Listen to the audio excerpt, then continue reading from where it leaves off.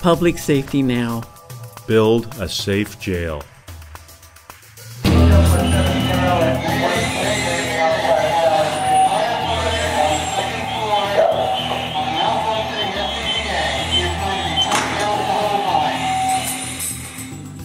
For every fatality that we would have in the jail, the liability would wind up being somewhere in the neighborhood of $3 million for each inmate or staff person that was lost.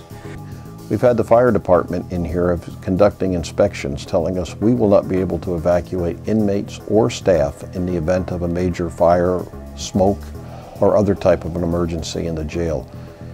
It's a real problem and it needs to be corrected. My nightmare scenario is getting a phone call at 2 o'clock in the morning from either one of my staff or Bellingham Police Department or Bellingham Fire Department telling me that we've had a serious electrical fire down at the jail. For every fatality that we would have in the jail, the liability would wind up being somewhere in the neighborhood of $3 million for each inmate or staff person that was lost. As a jail manager, we may very well wind up with a large number of offenders who have died because of smoke inhalation, and staff that the same thing may have occurred with. That door would be the only real exit for the inmates and the staff to be able to exit.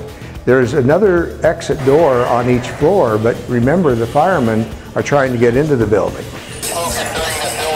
A relatively small fire in a large building will fill that building with smoke in 3 to 4 minutes.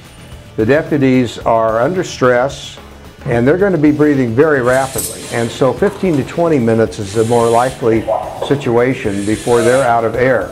It was 25 minutes from the time the drill started before they determined that the second level of the jail would have been successfully evacuated. The first firemen on the drill that took place were actually only able to enter the jail after 33 minutes. So this is the situation you're looking at, out that door and out onto the street. There is no containment around the jail because of its downtown location to control these prisoners once they're out on the street. I'm a strong advocate of this county, if it's at all possible, to go in a horizontal design. I think that we can design it in such a way that it's going to make it a safe jail. I think we can design it in such a way it's going to be an efficient jail and a very effective jail.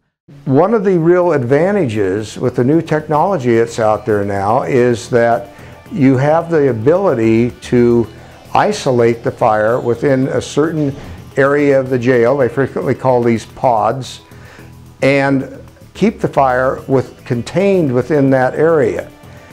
The inmates that would have to be evacuated would be only the inmates in that area.